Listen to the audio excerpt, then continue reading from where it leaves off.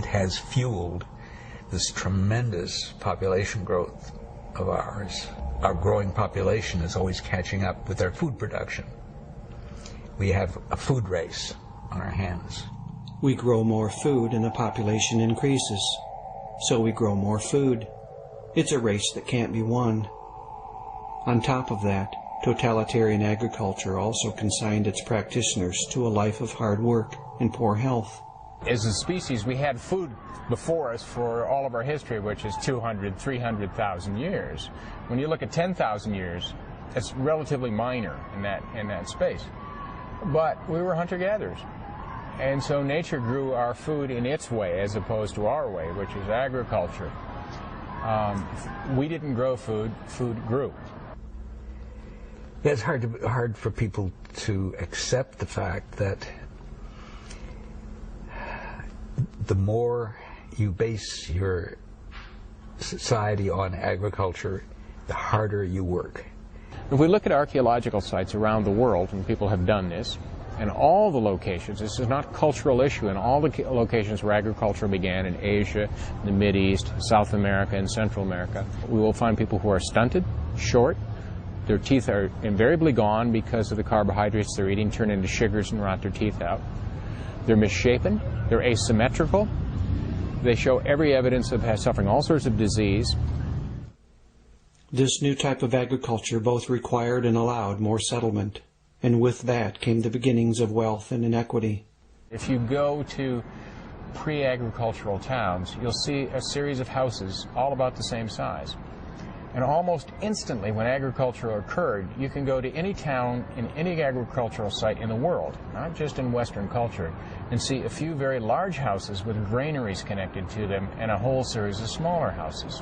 That kind of social inequity began almost immediately with agriculture. As Quinn and Manning point out, early agricultural peoples were not better off than their hunter-gatherer predecessors. This was news to me. The psychologist and cultural analyst Chellis Glendinning points to other consequences of settlement and agriculture.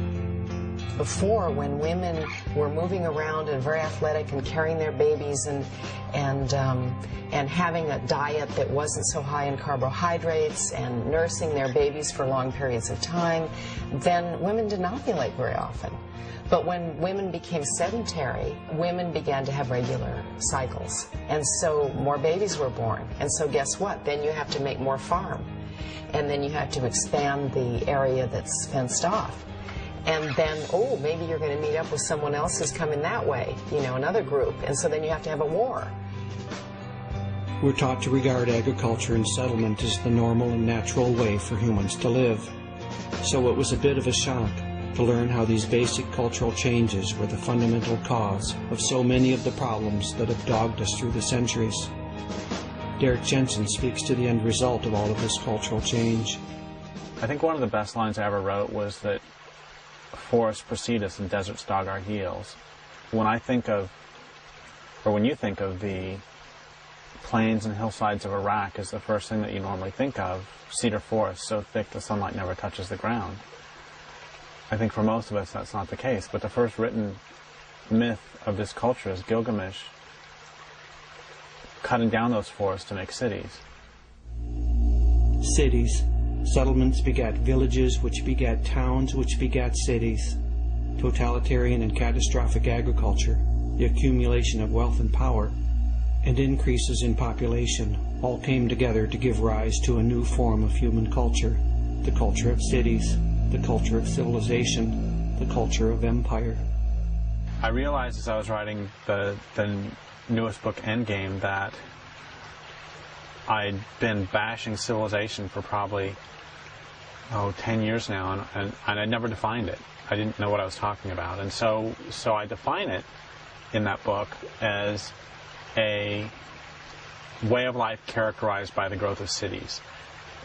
I've defined a city as a collection of people living in numbers large enough to require the importation of resources. A city could be defined almost as a human ecosystem that grossly exceeds the carrying capacity of its local environment.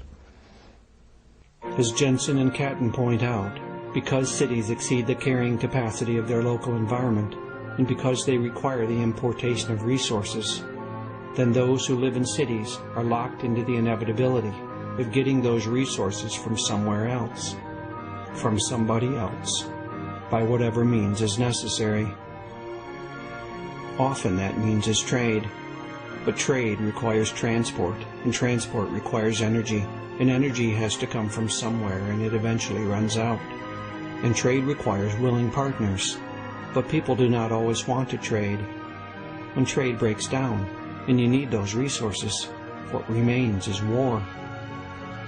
We now need oil to keep our cities going. Watch the bidding war rage from trade floors to battlefields. Watch the Pentagon Plan and the Patriots Act. Let's stop for a second and regroup. I told you I've had to challenge some assumptions. We've been doing agriculture and expanding and growing and building cities and accumulating material wealth for so long now that it just feels like this is how things are supposed to be. But how can a way of life that is destroying its own support systems be considered how things are supposed to be? They did eat every herb of the land and all the fruit of the trees, and there remained not any green thing. Let's move on. Once our native human intelligence and creativity was combined with the defining impulses of empire, things began to snowball. We kept using more and more sophisticated technology so we could put off the inevitable, which is we've got physical limits.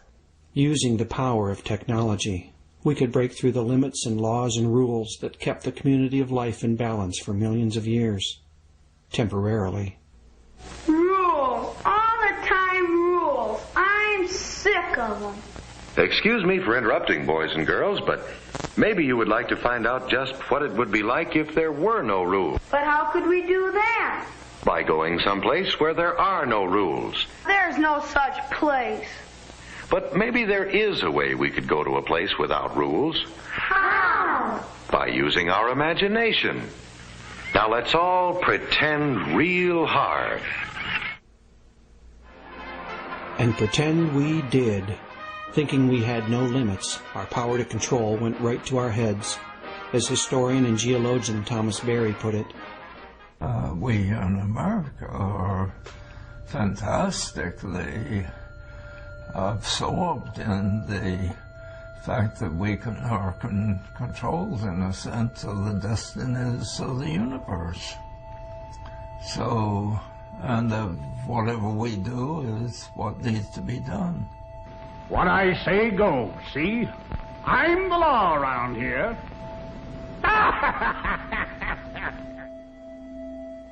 but the belief in the power to control has proceeded on some faulty assumptions about the limits of science. Science has given us a way of understanding the Earth in such a way as to enable us to use the planet. That's the challenge, the use of the planet. And that's the fatal aspect of science, is that science gives us the power, but it doesn't explain how to use the power. I've been confused about technology. I've heard all my life that technologies themselves are neutral, that it all depends on how we use them, that they can be used for good or ill, depending on the wisdom and intelligence of the user. But, as Jerry Mander explains, that's completely wrong. You can do an analysis of every technology and find its beneficial aspects and its negative aspects. The idea that it's just about the way we use it is absurd, because these are built-in factors. As an example, the difference between nuclear and solar is more than in how we use them. Each technology has built-in characteristics that determine how they end up being used, and who uses them, and for what. Military scientists are not now working on a solar-powered warhead, and neither am I looking to put a nuclear water heater on my roof. Because of this misunderstanding, it's easy to get trapped in the myth of the techno-fix. Ever since that division of humans and human space away from the rest of the world, there's been one problem arising from that situation after another. You know, oh dear, we have to pipe in more water for the more farms, you know. Oh dear, now we have to travel great distances. Oh dear, now we need more resources, we need more land. Whatever. It's been one technological fix after another. And then as soon as you try to answer something with some kind of a technological fix that doesn't really go to the root of the problem, then there's going to be new problems. And then it just rolls along, you know. And so now, I mean, you look at the state of the world now, and half the people in the world are living in urban areas. You know, so how do you answer that? You know, and the population explosion has gone to such an extreme. How do you answer that, but with another technological fix? Half the people in the world live in cities, and cities, by definition, exceed the carrying capacity of their local environments. I don't think most people know this. But you'll agree that to make up your mind fairly, you have to know all the facts. See, I don't think you know all the facts. If we knew all the facts, we'd have discarded the myth of the technofix a long time ago. To my eye, our crisis, at its deepest levels, is a crisis not of technology, but of meaning and purpose. We keep acting like all we need do is throw more technology at it, while we fail to understand or even see the clearly cultural issues that doom to fantastic failure these ever more desperate attempts to keep the present system going. We've been pretending for so long, we've forgotten what we once knew. You can't survive in the long run if you don't follow the laws of life. As we settled into agriculture and civilization settled into us. We fenced ourselves off from the world. And everything inside the fence became what we needed to survive, and everything outside the fence became threatening, wild, you know, uncontrollable. Keep it out. And our technologies cut us off from our own experience. We can build a culture that sits between us and the world, and that mediates our behavior toward the world, and what mediates what we do or what we perceive. If you have a spear, it becomes a lot easier. You don't have to kill somebody right in front of you. You can kill somebody 30 feet away, and that distance makes it easier to kill. And if you've been sent into war with a B-2 bomber strapped to your back and an array of high-tech sensors at your fingertips, you can kill Iraqis with no more thought or feeling than you might have wasting the Covenant on your Xbox at home. This disconnection from the world, from other people and other creatures, altered our relationships and left us confused and wounded.